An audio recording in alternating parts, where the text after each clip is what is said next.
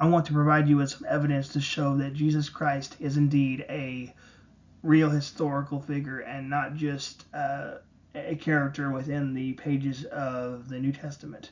So let's first look at the first person we can see with regards to Jesus outside the Bible is Josephus. He's a Jewish historian who lived between 37 and 101, and he also records not only the existence of Jesus but the sacking of Jerusalem by the Romans in 70 AD. But specifically, I want to look at what he says about Jesus in Jewish Antiquities.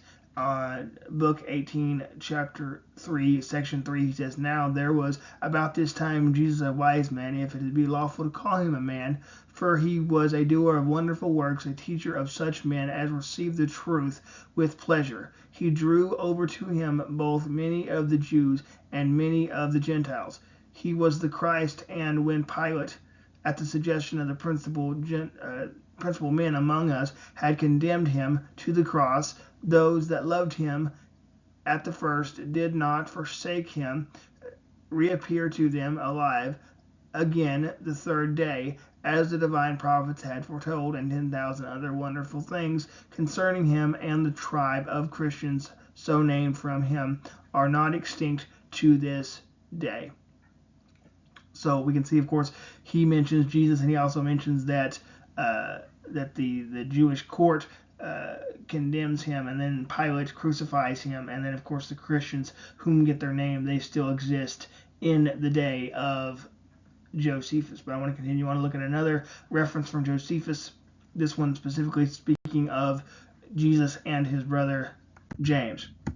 We can look at it's in Antiquity of the Jews, book 20, chapter 9, section 1. It says, "Annals was of the disposition, he thought he had now a proper opportunity to exercise his authority. Festus was now dead, and Albinus was but upon the road. So was assembled the Sanhedrin," that's the Jewish high court, "and was brought before them the brother of Jesus, who was called Christ, whose name was James." So it's speaking that the Jewish Sanhedrin, they brought the apostle James, Jesus' brother, before them. And of course, we know, if you look at history, that James is ultimately martyred for his faith. But I want to continue on and look at another historian, this time Tacitus, with regards to what he says about Christ and the Christians.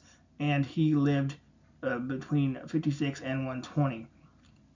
And this can be found in Annals, book 15, section 44. It says, "Such indeed were the precautions of human wisdom that the next thing was to seek means of propitiating the gods, and records was added to the sublime books, by the direction of which prayers were offered to Vaticanus, Sirius, and Pomponius.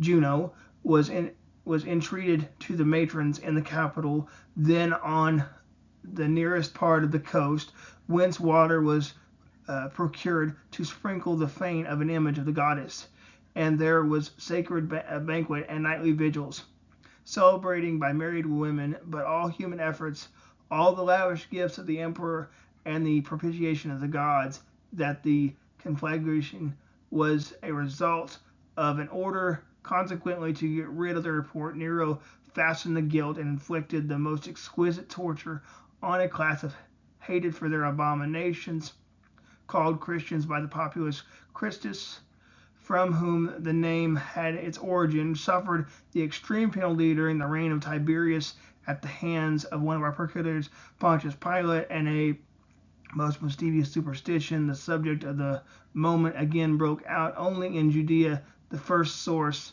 of the evil, but also in Rome, where all things hideous and shameful for every part of the world find their center and become popular, according to an arrest was first made of all who pleaded guilty. Then upon their information, an immense multitude was convicted, not so much on the crime of firing the city as of hatred against mankind. Mockery of every sort was added to their deaths. Covered with the skins of beasts, they were torn by dogs and spears, or were nailed to crosses, or were doomed to the flames and burnt to serve as nightly illuminations when daylight had expired. Nero offered his gardens for the spectacle, and was exhibiting a show at the circus while he mingled with the people in the dress of the charioteer or stood afar on a car. Hence, even for criminals who deserved extreme and exemplary punishment, there arose a feeling of compassion, for it was not, as it seemed, for the public good, but for one man's cruelty that they were being destroyed. So once again, here it's speaking of Nero blames the Christians for the burning of Rome, so he uses them as a scapegoat. But we also see that the Christians receive their name from Christ, who was executed by crucifixion under Pontius Pilate. So that's what I want to see there as well. And even with regards to the tortures that they experienced, it just shows the cruelty of Nero and the things that he would do to the Christians. And yet, many would not recant their faith in Christ. So once again, this would show with regards to Tacitus that Jesus Christ did indeed exist, and we have a source here that confirms his existence outside of the biblical record. But I want to continue on and look at Pliny the Younger. He is the governor of Bithynia, modern-day Turkey, and he wrote a letter to Emperor Trajan, and it says, soon accusations spread because of these proceedings, as usually happens, and several incidents occurred. An anonymous document was published containing the names of many persons, those who denied that they were or had been Christians, when they invoked the names of the gods in words dictated by me, offered prayer with incense and wine to your image, which I had ordered to be brought for this purpose, together with statues of the gods, and also cursed Christ, none of which those who are really Christians can, it is said, be forced to do. These I thought should be discharged. Others, named by the informer, declared that they were Christians, but then denied it, asserting that they had been, but had ceased to be, some 3 years before, others many years, some as much as 25 years. They all worshipped your image and the statues of the gods, and cursed Christ. They asserted, however, that the sum and substance of their fault or error had been that they were accustomed to meet on a fixed day, that's Sunday of course, before the dawn, and singing responsively a hymn to Christ as to a God, to bind themselves by an oath not to do some crime, but not to commit fraud, theft, or adultery, not falsify their trust, nor to refuse to return a trust when called upon to do so. When this was over, it was their custom to depart and to assemble again to partake of food, but ordinary and innocent food. Even this they affirmed that they had ceased to do after my edict, by which, in accordance with your instructions, I had forbidden political associations. Accordingly, I judged it all the more necessary to find what the truth was by torturing 2 female slaves who were called deaconesses. But I discovered nothing else but depraved excesses and superstition. I therefore postponed the investigation and hastened to consult you, for the matter seemed to me to warrant consulting you, especially because of the number of the involved, for many persons of every age, every rank, and of those of every sexes and wills be endangered. For the contagion of this superstition had spread not only to the cities but also to the villages and the farms, but it seems possible to check and to cure it. So here we see that Pliny, he's writing a letter. He's asking Emperor Trajan, what they should do, and then he's reporting back what happened, and he's trying to get advice with regards to the next steps in order to ultimately try to stamp out the Christian movement. But once again, here we see that Jesus is mentioned, so that's another affirmation of his existence outside of the scriptures. I want to continue on and go next to Lucini of Samosata. He's a satirist, and he lived around 125 to around 180, and we see he speaks with regards to, he says, Christians, worship a man this day, the distinguished personage who introduced their novel rites and was crucified on their account. You see these misguided creatures start their general conviction that they are immortal for all time, which explains the contempt of death and voluntary self-devotion which are so common among them. And then it was impressed on them by their original lawgiver that they are all brothers from the moment that they are converted and deny the gods of Greece and worship the crucified sage and live after his laws. All this they take on faith, with the result that they despise all worldly goods, like regarding themselves merely as common property. So once again, here we see that Christ is mentioned. So once again, this is just another affirmation with regards to Jesus outside of the scriptures, and we can see with regards to their devotion to him, and because of his resurrection from the dead, we can see that the Christians no longer fear death. I want to continue on and look at another individual.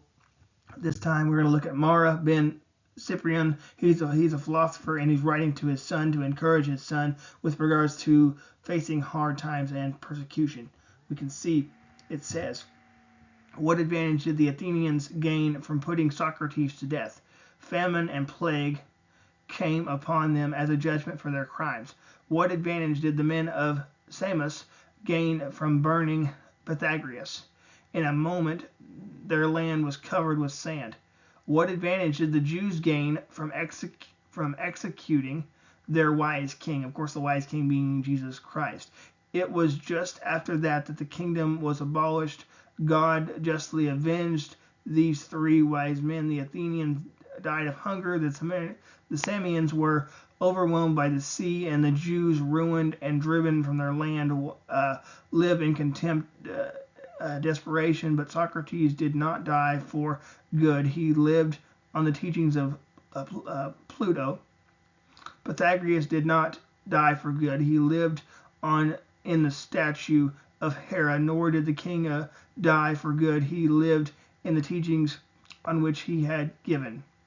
So here once we see that he said that basically that the Jews were overthrown because they killed their Messiah. He's speaking of specifically the Roman conquering of Jerusalem and the burning of the temple in 70 AD during the Jewish war with Rome.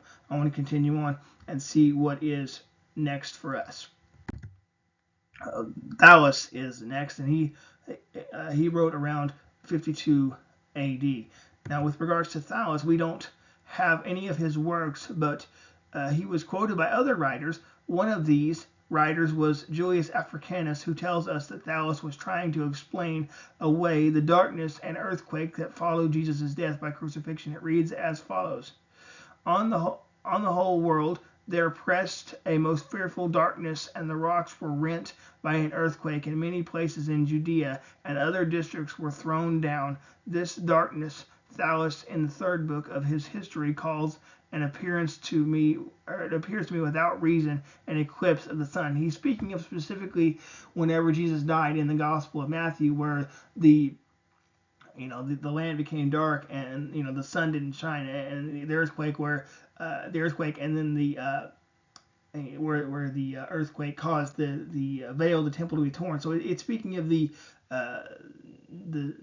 earthquake and things of that nature with regards to the death of Christ. And we see here that this man, although he's trying to refute this, he's reporting it as having happened.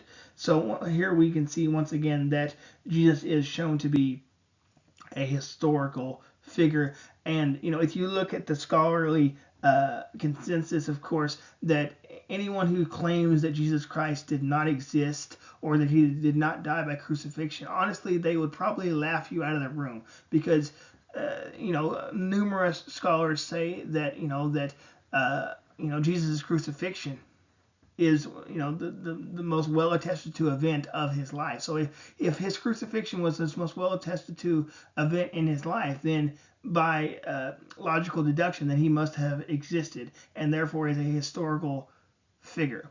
I want to thank you for watching, and I will see you next time.